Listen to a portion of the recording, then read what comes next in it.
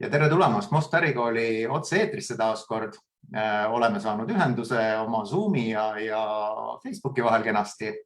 Ja täna on meil külas Isabel Agnes Lukk IAL stuudiost, kellega me korra oleme küll rääkinud Instagramis, aga Instagrami ja Facebooki publikud meil väga päris täpselt ei kattu. Instagramis tuli meil välja ka üks väga mõnus, kuidas ma siis ütlen, suur temaatika, mida me seal ei jõudnud lahti arutada, aga mida me arutame täna ja natukene Facebookis, milleks on siis ettevõtte bränding. Minu nimi on Erki Tamlet, turundusega ma olen tegelenud 15+ aastat nii Eestis kui Soomes, et mingisugune pilt on olemas, aga alati on hea kutsuda külalisi ja kuulata nende pilte, sest ega ise ka kõike ei tea ju. Ja võib-olla Isabel, sa saad paar sõna endast ka rääkida, sest Facebooki publik ei tunne sind veel. Ikka jah. Mina olen siis Isabel. Mina olen tegelenud turundusega läbi erinevate vaatepunktide, erinevate valdkondade viimased 4 aastat. Ei ole küll nii palju kui Erki, kuid sellegi poolest midagi ikka. Ja tänaseks päevaks ma olengi jõudnud välja siia, kus mul on enda disainistuudio, mille alt me siis pakume erinevaid brändinguteenuseid, veebidisaini ja digiturunduse lahendusi siis erinevatele suur- ja väikeettevõtetele. Ehk siis sellega koostöös tänase laimi läbi viimegi. Ma lisan veel juurde, et Isabel on selle stuudio looja ja omanik ja juht ja vist ka loovaju, eks ole, et üsna nagu ja kõige muu hulgas jõuab ta veel olla ka Most Ärikoolis lektor. Et suudab oma päevad ja õhtud kenasti ära jagada mitme tegemise vahel. Ja kõige muu kõrval su stuudio tegelebki ju brändinguga, aga võib-olla alustaks selle koha pealt, et kas bränding kui teenus, sest Eestis ma tean veel brändingu firmasid, näiteks Brand Manual, eks ole, et mis on ühe mu grupivenna poolt kunagi asustatud ja mis ju toimetab ka ja neid on veel, eks ole, et kes teevad, et kas see brändingu turg on veel hetkel, kuidas ma ütlen, et kas on ruumi või see on nüüd nii täis, et kellelgi rohkem väga ei maksaks unistada, et No kuna mina arvan, et kuna bränding on väga oluline osa ettevõtte kuvandist ja ka turundusest, siis kindlasti on alati ruumi selle jaoks, sest et bränding on midagi, mida on alati vaja. Eriti siis uutel ettevõtetel ja suurematel korporatsioonidel, et kes hakkavad siis näiteks uutele turgudele laienema, siis neil on tihtipeale ka rebrandingut vaja. Ehk siis brändingut alati on vaja, ehk siis alati minu arust on ka ruumi siis täiesti uutele alustajatele. Muidugi, eks ole, et uute turgudega seal sageli tuleb juba see, et keelsus, eks ole, et kui see nimi ja kõik on väga eestikeelne, et siis seda juba Lätis on võtab suu võib-olla kergelt muigele, eriti kui seal on mingi täpi või muu täht sees, mida on täitsa võimatu aru saada, mida nad ütlevad. Aga eelmisel korral, kui me rääkisime sinuga Instagramis, me rääkisime ka brändingust ja brändingu teemadest, aga siis me jõudsime selle kohani, et tegelikult on seal 5 sammu, eks ole, et mis võiks olla omal kuskil checklistis ja kui sa need läbi teed, et siis sõltumata sellest, kumbal pool lauda sa oled, et kas sa oled looja poole peal või sa oled tellija poole peal.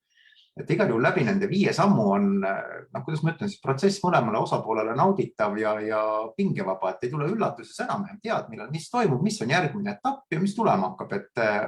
Aga ma sinu eest ei tahaks seda juttu ära rääkida, et ma nüüd annaks sõna sulle tagasi. Põhimõtteliselt meie stuudiol on sellised 5 disainiprotsessi sammu. Esimene neist on siis konsultatsioon kliendiga. See toimub siis tavaliselt, kui klient esitab meie kodulehe kaudu sellise esmapäringu, siis peale selle me paneme selle konsultatsiooni aja ja omavahel vestleme. Pärast seda teine samm on siis pakkumise saatmine meie poolt kliendile ja siis kõik muud juriidilised materjalid, ehk siis see hinnapakkumine, mis me kliendile saadame, see on siis lähtuvalt sellest esimesest kõnest või sellest konsultatsioonist ja siis kliendi vajadustest lähtuvalt. Ja kui see pakkumine on vastu võetud ja kõik sobib, siis hakkame selle juriidilise poolega tegelema, et siis saadame kliendile lepingu ja siis ka sellised deposiidi kohta käiva info, sest meie stuudios on deposiit. Siis kolmandaks sammuks on projektiplaan. See on siis olenevalt muidugi projekti mahust. Sellest paneme siis paika projektiplaani.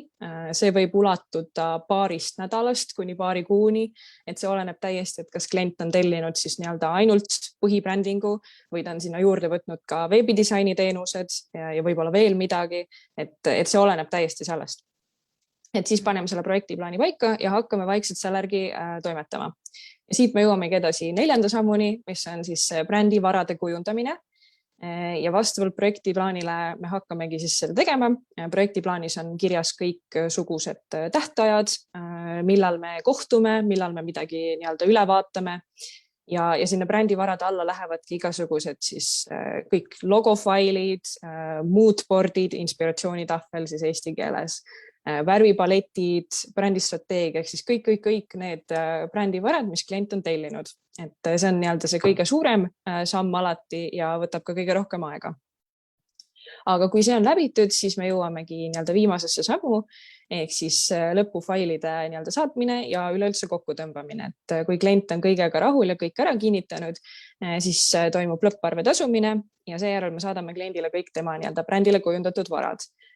Lisaks me teeme juurde ka siukse brändi juhiste dokumendi, kus on siis konkreetselt kirjas, et kuidas näiteks oma logo kasutada, kuidas sotsiaalmeedia postitusi teha ja nii edasi, et see on siuke hästi nagu suunav nii-öelda lisamaterjal. Ja alati oleme nii-öelda kliendi jaoks ka olemas, ta võib iga hetk meile kirjutada, küsida, et kui on millegi kohta küsimusi. Et see on meie stuudio sellised 5 põhisuurt sammu. No mitte ainult küsimusi, ilmselt oled sa ka valmis neid aitama kõikide kujundustega, Muidugi, et kui nii-öelda midagi võib-olla brändi juhiste dokumendis aru, siis on tegelikult suht mahukas dokument, mis me alati kaasa saadame.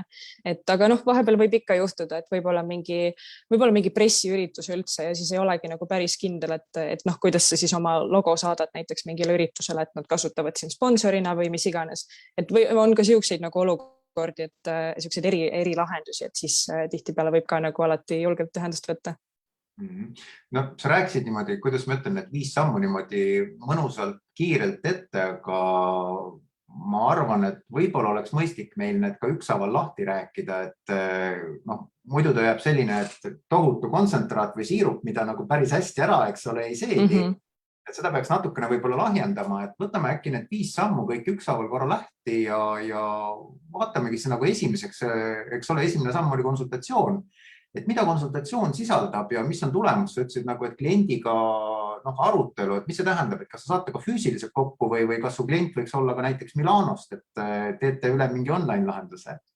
Kindlasti see olenebki nagu sellest kliendist, kindlasti oleneb, kui palju me võib-olla üksteist nagu varasemalt teame, kui see on täiesti uus klient, eriti siis ka nii-öelda praegusel koroonajastul me teeme alati hästi palju nii-öelda pigem videokõnesid, aga võib ka ette tulla olukordasid, kus me saame täitsa nii-öelda üks-ühele nagu füüsiliselt kokku. Aga selle esmase nii-öelda kohtumise, nagu ma ütlesin, me panengi siis paika peale seda esmapäringut. Ja siis konsultatsiooni käigus ma selgitan kliendiga koos arutledes välja kõik tema ootused, vajadused, üleüldse mingid soovid, mis tal on. Ja siis küsin vajadusel selliseid nagu lisaküsimusi, et tihtipeale, kui klient ei ole nagu ise ka päris kindel, et ta tuleb lihtsalt mõttega, et hei, et ma tahaks logot või ma tahaks seda, aga ta ei tea nagu täpselt või tal endalgi ei ole veel ettekujutust, et mikä see olla võiks, siis ma esitan talle selliseid nagu suunavaid küsimusi, et kui nii-öelda sellelt esmapäringut, mis meie muidu kodulehel on, seal on ka päris põhjalikud küsimused, et kui sellest jääb puudu, siis ongi sellised küsimused nagu näiteks, et mis on teie eri eesmärk, mida tahaksite saavutada, millised on teie nii-öelda unistused oma äri jaoks, mis on see visioon, mida nad saavutada tahavad ja siis lisaks ka selliseid tehnilisi küsimusi, et näiteks, kes on teie peamised konkurendid, sest et nendest küsimustest lähtuvalt mina siis teen ka nii-öelda uurimistööd või nii-öelda research'i ja vastavalt sellele siis vaikselt hakkamegi seda plaani kokku panema. Tegelikult sul on, kuidas ma ütlen siis, et esimene step on briefi põhikodulehel, eks ole, mida klient saab vastata ja kui sealt ei tule kõik välja, et siis vestluses saab need teemad üle käia, pluss siis briefis, eks ole, olnud teemad veel kord üle käia ja kinnistada, et kas need küsimused ja vastused omavahel ka kattuvad või see vastus läks kuhugi natukene hajusaks ja mujale, eks ole. Just. Aga järgmine teema on, eks ole, et kui brief on tehtud, kliendiga on kohtutud, kõik on selge, vähemalt tundub, eks ole, et on selge, et siis on aeg pakkumine teha, kui detailselt sa selle pakkumise teed, et kas sa paned sinna nagu, ma ei kujuta ette näiteks, et mingi projekti juhtimine, siis on mingi rida tunde ja loovtöö ja rida tunde või sa teed ta näiteks etappidena, et ma ei tea, siieni maksab nii palju ja sealt edasi maksab nii palju ja failide kätte andmine maksab mingisuguse summa, et ma ei tea, kuidas sa seda teed, sellepärast ma küsin, eks. No tavaliselt... Nagu vastust kliendilt ootad, et saadad pakkumise ära ja nädal on vaikust ja teine nädal on ka, et mis siis nagu edasi saab, et kas ühel hetkel võtad kliendiga ühendust või jäädki ootama, et äkki poole aasta pärast klient küsib, et lähme siis. No selles mõttes, et pärast seda esmakonsultatsiooni me võtame alati siis nagu paar päeva nii-öelda rahulikult, et me saaks kokku panna täpselt selle nagu hinnapakkumise just sellele kliendile, sest et see on kokku pandud täpselt tema soovidest ja vajadustest lähtuvalt. Ja siis see saadetakse talle, või põhimõtteliselt me saadame see talle e-mailile koos siis meie selliste nii-öelda lisaettepanekutega. Ja üleüldse toimub kogu kommunikatsioon, toimub tavaliselt läbi meilide. Muidugi, kui tegu on kiiremate asjadega, siis me saame alati nii-öelda kõnesse hüpata, aga me kuidagi oleme nagu leidnud, et see meili teel suhtlemine töötab meie jaoks päris hästi. Ja kui klient siis võtab selle pakkumise vastu, siis me valmistame talle lepingu ette ja samuti saadame talle ka siis selle deposiidi kohta käiva info, et meie stuudios on 30% deposiit, mis tähendab siis seda, et enne kui päriselt läheb kujundamiseks, siis klient peab tasuma 30% kogu siis projekti mahtuvusest, et see on nii-öelda meie enda kaitseks ja nagu selleks, et meie ei jääks nii-öelda võib-olla tühjade kätega, et kui me hakkame mingit nagu suurt tööd ära tegema, et see on nii-öelda aus ka meie vastu. Ja pakkumine muidu nagu näeb välja nagu pakkumine ikka, mõnes mõttes ta sarnaneb natuke siukse nagu arveformaadiga, et üleval on siis meie andmed, kliendi andmed ja dokumendis läbivalt on siis kõik need materjalid, kõik need varad, mis ta saab selle projekti käigus, koos siis niimoodi ridade peal põhimõtteliselt koos hindadega ja omakorda need siis moodustavad kokku siukse kogusumma ehk siis terve projekti mahtuvuse ja siis tal on siuke nagu hea ülevaade, et meil tunnitasu ei ole, et meil pigem on selline nagu väärtuspõhine tasu või selline nagu materjalide põhine tasu. Et jah, niimoodi me umbes ehitame seda üles. Aga vaata hästi tüüpiline on see, et kui pakkumine on läinud ja paar päeva möödunud ka, et siis tuleb kliendilt nagu küsimus, aga et kas me natuke odavamalt saaks teha või kas me saaks siit ühelt poolt või teiselt poolt natuke kokku võtta midagi. Et kui aldis sa nagu sellistele küsimustele oled, et või sa oled nii-öelda, et hind on kivisse raiutud, eks ole, ja et kui sa tahad neid materjale, siis hind ei muutu. Selles mõttes, et muidugi me oleme nii-öelda valmis pakkumist ka muutma vastavalt kliendi soovile, et mis ta nagu täpselt tahab. See on tegelikult ka üks väga suur eelis siukse väiksema nagu disainistuudio ees, sest kuna me lähtume alati siis kliendi eelarvest, tegelikult see kliendi eelarve on juba esimene asi, mida ta täidab enne esimest kohtumist ära, et kui ta täidab meie kodulehel seda esmapäringu briefi, siis seal on kirjas ka tema eelarve. Ehk siis me lähtume sellest ka, et sellisel juhul nagu meil ei olegi väga tekkinud üldse siukseid olukordasid, kus keegi nagu kuidagi ütleb, et hei, et see on liiga palju või võtame kokku või mis iganes, et sellist ei ole tegelikult juhtunud, et kõik on nagu väga rahule jäänud.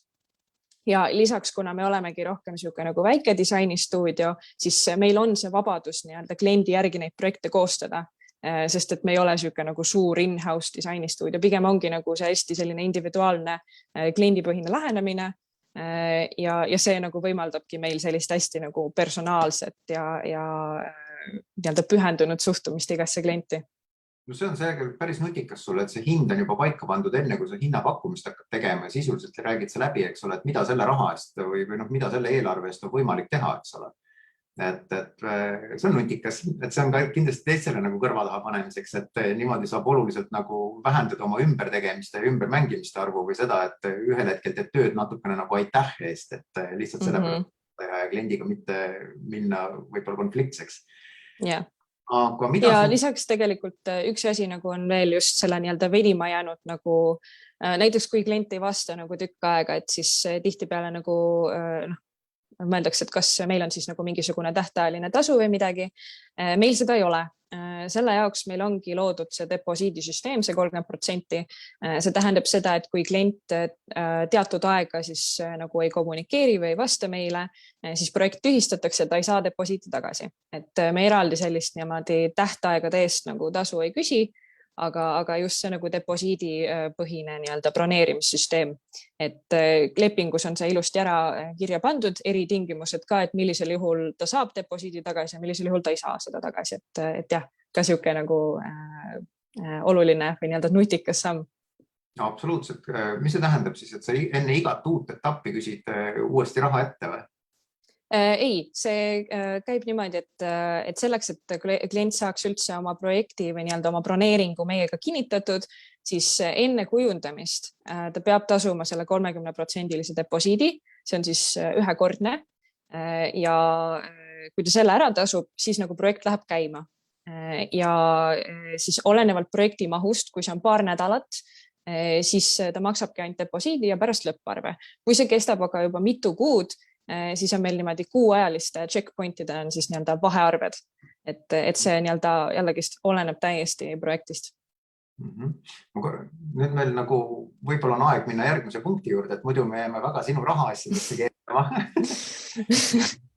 See järgmine punkt on projektiplaan, ehk sisuliselt on see niisugune mõnus nagu, kuidas ma ütlen siis, waypointidega, eks ole, teekond, et klient teab, millal ja mida ta saab, aga sina tead ka, eks ole, see paneb paika omal moel nagu, eks ole, projekti lõpptähtaja, et millal klient saab kõik oma nagu varad ja materjalid kätte. Aga see kõik tundub lihtne nii kaua, kuni kliendilt jääb vastus venima, et sa saadad materjali, sa pead ju kinnitama neid vahepunkte, eks ole, et kas kõik on okei.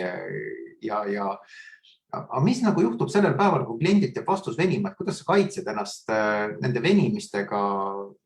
Iga kord, kui jääb venima, see tähendab, et lõpptähtaeg hakkab nagu pingesse minema, eks, et kuidas sa ennast selle eest kaitsed, et see lõpptähtaeg ei lähe kas lõhki või lõpus ei tule nii-öelda ööd ja päevad tööd teha tähtajas püsida? Ja no muidu projektiplaanis on kirjas siis kõik tähtajad, nagu ma enne mainisin, et mis ajaks täpselt, mis asi valmis saab. Samuti on seal kirjas siis ka kuupäevaliselt kõik meie nagu kohtumised, et siis on nagu mõlemale osapoolele teada. Muidugi jooksvalt me saame nagu seda muuta, see põhimõtteliselt ongi nagu selline online kalender, kuid seda teeb pigem ette nagu harva, sest et kui me juba projektiplaan on tehtud, siis tihtipeale inimesed oskavad oma ajaga ilusti arvestada, et selleks ajaks kohtume ja selleks ajaks on kõik asjad nagu tehtud, et siis nagu mõlemalt nii-öelda poolelt. Ja nagu ma ütlesin, et siis nagu venima jäänud vastuste puhul meil sellist eraldi nagu ette nähtud tasu ei ole. Kuigi ma tean, et päris mitmed disainerid kasutavad selle põhimõtet, aga meie üritame alati kliendiga enne nii-öelda inimlikult suhelda või nagu erimeelsused ära lahendada. Kui see ei tööta ja klient nii-öelda hakkab rikkuma juba lepingu tingimusi, siis projekt tühistatakse ja deposiiti ta tagasi ei saa. Ehk see ongi nii-öelda meie kaitse, nagu ma ütlesin. Ja need nii-öelda eritingimused, need kõik on meil lepingus juba kirjas, et juhuks, kui peakski juhtuma, et klient ei soovi enam koostööd teha või mingil põhjusel, siis ta juba on allkirjastanud selle lepingu, ta on juba nõustunud nende tingimustega.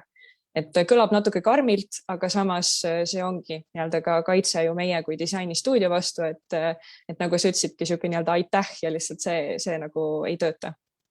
Väga aitäh eest jah, et ega sina pead ka oma arved ära maksma ja aitähiga sa neid ei maksa, et see on loomulik osa elust ja äriprotsessist, eks.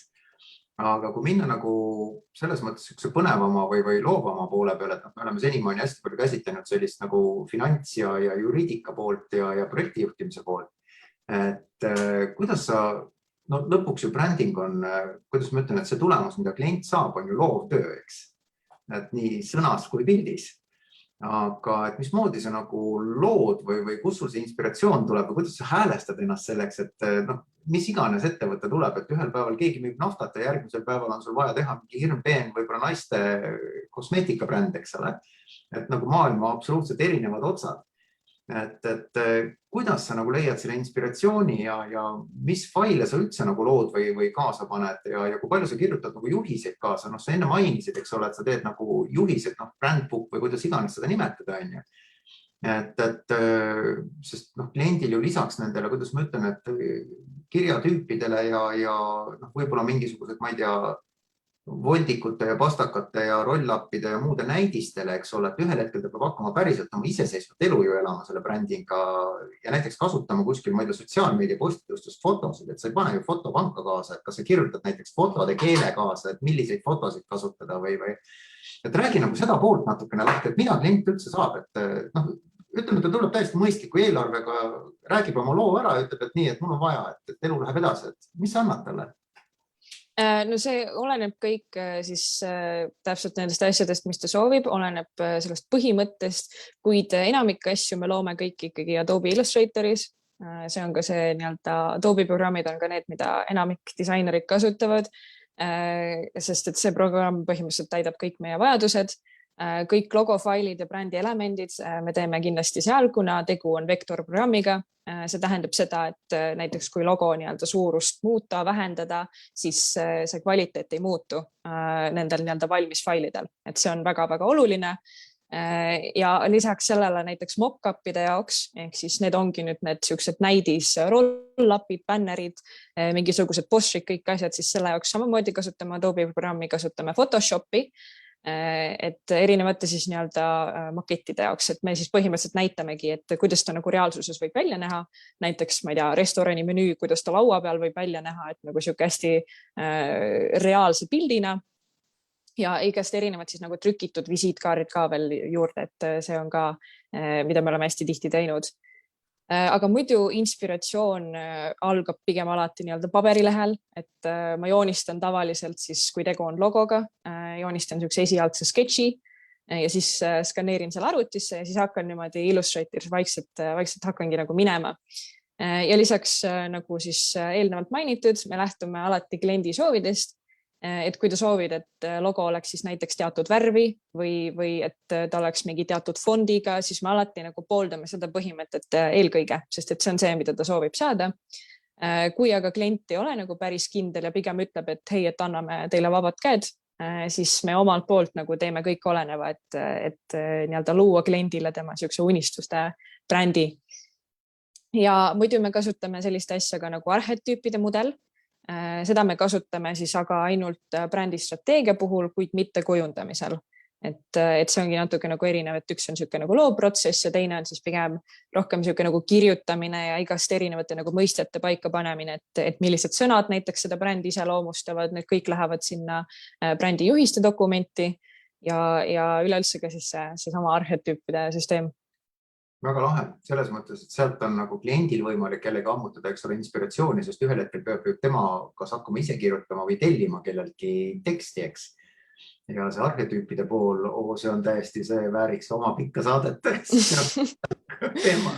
Siia ma täna ei libise, et muidu meil tuleb veel 50 minutit otsa.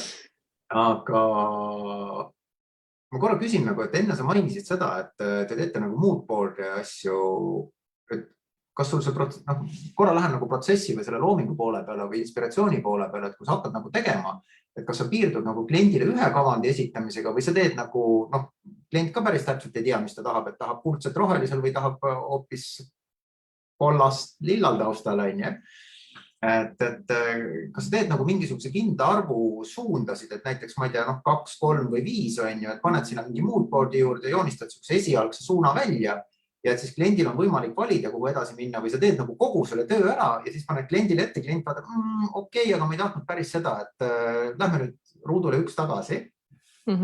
No kunagi ma ise nagu kasutasin sellist nii-öelda 3 erineva versiooni süsteemi, aga nüüd viimasel ajal tegelikult me oleme hakanud rakendama sellist ühe kontseptsiooni meetodit, sest et me saime aru nagu kogu selle töö käigus, et kas me esitame siis kliendile siukest 3 nii-öelda hästi lihtsalt tehtud versiooni või me esitame siukse suure korraliku ühe versiooni. Muidugi seda ühte versiooni saab alati muuta, kui vaja, aga me nagu tunneme, et selle ühe kontseptsiooni meetodi jälgimise puhul kliendil on nagu siuke kuidagi suurem nii-öelda ülevaade sellest asjast ja jällegist nagu kuna me teostame selle kohe nagu nii suurelt, siis tihtipeale nagu ei olegi vaja midagi otseselt muuta, et kui kliendil on mingi soov, et ta tahab mingit värvi või midagi muuta, seda saab alati teha, aga see, et me hakkame nagu mingit uut kontseptsiooni nullist tegema, seda pigem nagu väga ei juhtu, sest et see ühe kontseptsiooni meetod ongi nagu meie jaoks olnud hästi siuke edukas, et seda me nagu oleme viimasel ajal kasutanud. No oleme ausad, ega värvi muutmine on sisuliselt, ma natuke liialdan, aga selline ühe kliki kaugusel olev asi, eks ole, et selectid ära ja värv on muudetud, natukene tuleb mõelda ka selle värvi üle, et ta päris nagu hirmus ei satuks kuskil default tabelist. Aga nojah, ja teiselt poolt muidugi, et jäänes šampust ei joo, et julgelt ühe kontseptsiooniga peale, sa oled selle enda jaoks selgeks mõelnud ja tõenäoliselt oskad vastata ka enamusele kliendi mõtetele või küsimustele üsna nagu lennukalt kohe hopsti ära, eks. Aga hästi, me oleme tegelikult jõudnud selle koha peale, kus sinu seal 5 punkti hulgas on kliendile materjalide üleandmine. et kõik on kinnitatud, kõik on tore ja nüüd sa hakkad nagu materjali üle andma, et mis seal materjalide hulgas on, et seal, me oleme rääkinud nendest arhetüüpidest ja loost, et mida ta tegelikult päriselt saab, et mis see nagu CVI on, mida see sisaldab, et kui paks see on, et kas see mahub ühe nelja peale või see on selline, ma olen ka elu jooksul neid erinevaid näinud, et on päriselt ongi olnud ühe A4 peal olevaid CVI-sid ja siis on sellised paksud paberkaustikud kunagi olnud ja tänapäeval on siis mingi üüratu lehekülgede arvega PDF-dokumendid, eks ole, et kus sa pead siis seda tõde käima näpuga taga ajama, see on ju vahest päris ei saagi aru, sest see on nii mahukas, et annab juba tõlgendamist nagu ruumi, et kuidas siis ikkagi teha, et okei, et aga videofailil võib teha nii, aga võib ka teisiti teha, aga kuidas see animatsioon peab olema, et see ei ole lahti kirjutatud, et kõik muu on näiteks, et kui detailideks sa selle lööd ja kui mahukas see materjal sinu käest tulevana on.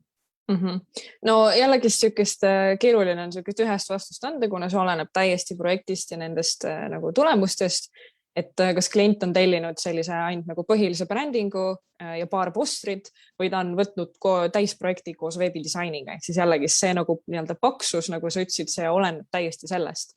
Aga siuksed tüüpilised ka failiformaadid, mida me ka saadame, on näiteks JPG, PNG, SVG, PDF, EPS ja TIFF, et need on siuksed 6 põhilist, mis käivad nagu läbi meilt. Et alati me saadame kliendile ka siukse brändi juhiste dokumendi koos põhimõtteliselt kogu infoga, soovitustega, et millist faili konkreetselt millisel sotsiaalmeediaplatvormil kasutada.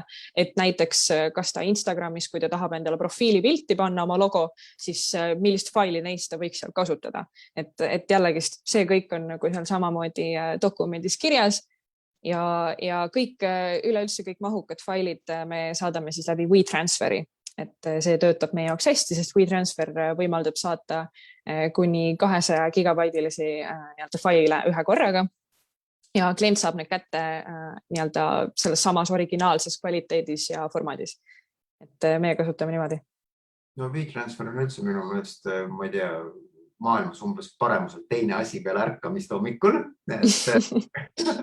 Siuke muretu saatmiskoht, kus sa ei pea nagu oma katalooge ma ei tea, järge pidama ja aasta pärast kustutama mingit asju maha, et ta lihtsalt õnneks kustub ise ära, et see link aegub 7 päevaga, eks.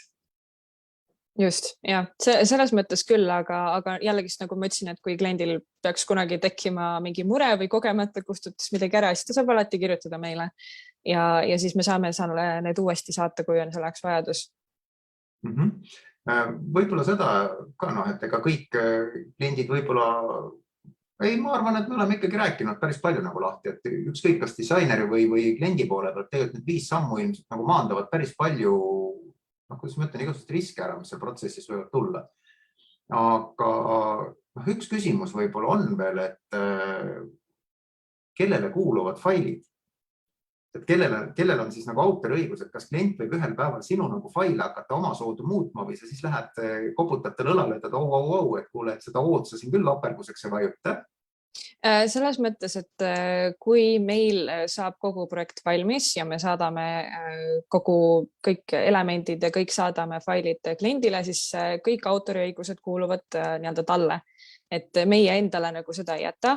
Muidugi me siukse nagu hea tava või sellise nii-öelda hea soovitusega nagu küsime või ütleme talle nagu ka, et me kasutame neid samasid materjalid näiteks ära siis enda portfoolios või enda sotsiaalmeedias, et lihtsalt nagu näidata, mis me oleme teinud viimasel ajal, mingid projektid ja asjad.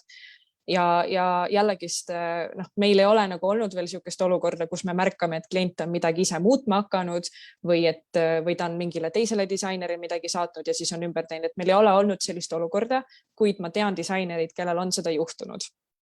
Ja sellisel hetkel ongi ju see, et olenevalt, kas see juhtub siis projekti käigus või see lõpeb või juhtub siis nii-öelda peale lõpetatud projekti. Kui projekt on lõpetatud ja klient on miskipärast otsustanud siis hiljem, ma ei tea, kas võib-olla pool aastat hiljem, aasta aega hiljem on otsustanud ise midagi muutma hakata, siis see on nagu tema vastutusel, sest need autoriõigused kuuluvad talle. Ja selles mõttes muidugi seda oleks nii-öelda kurb näha, aga nii-öelda meie projekt sai läbi, meie tegime oma töö ära ja andsime materjalid üle. Et see on nagu meie suhtumine sellesse, et meie otseselt nagu ei aja nüüd nagu näpuga järgi, et kuidas ta nüüd nagu neid asju teeb, sest et nagu ma ütlesin, need autoriõigused peale projekti lõpetamist kuuluvad talle. No iseenesest seda on nagu mõnes mõttes on hästi vahva kuulda, sellepärast et see on teatud mõttes nagu kvaliteedimärk ju sinu tööle, et kui seda ei kiputa nagu andma järgmisele disainerile ja järgmine disainer ei hakka seda kohe kohendama oma suva järgi. Et see on ju hea märk sellest, et sa teed tegelikult oma tööd väga hästi. Et keegi ei kipu seal nagu oma soodu kallale. Muidugi ka disainerid väga lihtsalt ei lähe teise tehtud töö kallale, eriti mis puudutab brändingut, et selle jaoks need brändi stiilijuhised ongi, eks ole, kaasas, et neid järgida. Ja enam saab sellest kenasti aru. Aga kas on midagi sellist, mida ma ei ole nagu taibanud tähele panna või küsida, aga mida sa tunned, et sa peaks ütlema seoses selle brändingu ja võib-olla selliste sammude või kliendi või disaineri huvide poole pealt, et kas on mingi teema, mida me täna ei ole osanud käsitleda kuidagi? Ma arvan, et näiteks selliste alustavate või uute ettevõtete jaoks on tihtipeale see hästi keeruline protsess, on endale siis nagu kas stuudio või disaineri otsimine. Et sellega seoses mina nagu ikkagi julgustan teil ühendust võtta erinevate disaineritega, jälgida nende portfooliot, vaadata üle, mis nad on teinud, vaadata nende sotsiaalmeediaid, et nagu läbi sellegi siis jõudagi sellesse otsustamisfaadi, et okei, et millise disaineri ma siis valin. Mina soovitangi, kui võib-olla tegu on siukse software as a service ettevõttega, nemad otsivad endale siis näiteks mingisugust disainerit, kes teeks neile CVI, siis ma soovitangi otsida sellised disainerid, kelle portfoolios juba ongi nagu sellised asjad. Et ma ütlen ausalt, mina ei ole teinud väga tarkvaraettevõtetega koostööd ja võib-olla ma ei taha öelda, et ei teeks, aga see lihtsalt on hästi nagu teistsugune minu portfooliost, siis see ei pruugigi nagu hea koostöö selles mõttes olla. Aga jah, ma mõtlengi seda, et vahet pole, kas seda alustav ettevõte või suurkorporatsioon, kes otsib rebrändingut, siis alati pigem otsida endale siuke disainer, kes on seda varem teinud või kelle portfoolio hästi ühtib selle ettevõtte siukeste nagu visioonide ja asjadega. Et see tihtipeale lihtsalt on siuke teema, mida kõik tihtipeale küsivad, et kuidas leida endale siukest õiget disainerit. No võib-olla siin on see koht, kus ma peaksin nüüd küsima, et milline on see sinu kliendi profiil, et kui tänast saadet ka vaatavad päris mitmed inimesed, eks ole, ja ta läheb ju YouTube'i üles ja jääb järelvaadatavaks, et see võib tulla veel järelkajasid ju 2 aasta pärast või 3 aasta pärast, eks. Et mis on see sinu kliendi profiil, et millega ta tegeleb ja kui suur ta on? Selles mõttes, et me oleme nagu avatud põhimõtteliselt igale kliendile, aga pigem see nagu kuidagi ise lahterdub sinna alla, et meil on rohkem selliseid nagu persoonibrände või selliseid väiksemaid ettevõtteid. Et meie nagu kui vaadatagi meie stuudio portfooliot, siis seal on näha, et seal on siis üks riidebränd, mis on hetkel ka veel loomisprotsessis. Siis meil on seal ka erinevaid passion projecteid. Näiteks meil on seal nagu ühe veini bränding, see on teistsugune selles mõttes, et võib-olla iga päev traditsiooniliselt sellist veini, ma ei tea, pudeli disaini nagu poes ei näeks. Et ma kuidagi tunnen, et meie stuudio on rohkem nagu selliste väiksemate ettevõtete, aga selliste ettevõtete jaoks, kes tahavad nagu mingit moelt nagu välja paista või natuke nagu originaalsemad olla, et kui meie disaine ka vaadata, siis ma arvan, et selliseid asju nagu igapäevaselt vist ei näe. Väga lahe. Ma arvan, et mina lähen sinu stuudio peale saate lõppu vaatama, seda teinud. Aga kui meil midagi muud enam ei ole, siis ma võtan saate otsa kokku, et Mosteri koolis küll brändingut ei õpetata, aga enamasti need inimesed, kes turundusega tegelevad, varem hiljem sellega kokku puutuvad, eks ole. Et Mosteri kooli lõpetanutest tuleb nii turundusjuhte kui spetsialiste, aga tuleb ka ettevõtjaid ja kellel on siis ühel päeval ikkagi vaja, eks ole, oma bränding teha. Ja see on üks asi, mida me ei õpeta, aga et õnneks on neid bränditegijaid ka olemas, et võib-olla ma saan veel ühe asja küsida. Nii. See idee, et siis see ju maksab midagi, et mis see protsess võib-olla mingi suurusjärguna, kuhu vahemikku ta võib jääda, et selline alustav, tore väike ettevõte. Seda on ausalt öeldes väga keeruline öelda, sest et jällegi see oleneb kõigepealt üldse nende eelarvest, mis sellel kliendil on. Siis see oleneb sellest, kas nad võtavad näiteks veebidisaini sinna juurde, sest veebidisain on kallis teenus. See võib ulatuda 1000-tesse eurodesse. Aga samas, kui on niisugune nagu põhibränding või sellised asjad, et siis ta võib jääda nagu ka sinna allapoole. Et jällegi, mul on jube keeruline siin anda niisugust ühest vastust, sest see oleneb konkreetselt sellest ettevõttest ja tema nii-öelda soovidest, vajadustest. Muidugi need, kes nüüd Mosti tulevad õppima või on Mosti lõpetanud, said kõrvu kikitada ja said vähemalt teada, mis tähendab veebi tegemine, eks ole, sest see on üks asi, Mostis õpetatakse. Aga mina võtaks otsad kokku, et kui sul vist ka ei ole midagi enam, sa saad nüüd noogutada, sellist, et mis nagu Inger fakitseb, eks ole, et ma tänan kõiki, kes meid kuulasid ja kui on küsimusi, võite need kindlasti kirjutada sinna meie salvestuse alla, et nendele ilmuvad ka vastused mingi mõõduka aja jooksul ja suur aitäh ka sulle väga mõnusa sisu eest, mida sa täna jagasid. Et tegelikult sa rääkisid oma firma hingeelust natukene. Põhimõtteliselt küll. Ja ma julgustan kõiki, et kes turundusega kas ei ole kokku puutunud või on kokku puutunud, et mis vähegi puudutab digitaalse turunduse poolt, et jumala eest pange ennast kursustele kirja ja tulge õppige, et see on imeline maailm, mis teile avaneb ja ma püüan nüüd lähenema nädala jooksul kirjutada ka ühe blogiartikli, mis on keskmised turundajate palgad Eestis. See võib muidu just hiljuti Turundajate Liit saatis selle kohta infokirja, nii et sealt soovitan ka, kui sa juba vaatad, seal on kõik kirjas. See on kindlasti väga hea algallikas, mida ma olen vaadata. Et igal juhul kõigile suur tänu ja kaunist päeva jätku ja jälle kohtumiseni nädala pärast juba uute inimestega ja juba uues kanalis. Tšau! Kohtumiseni!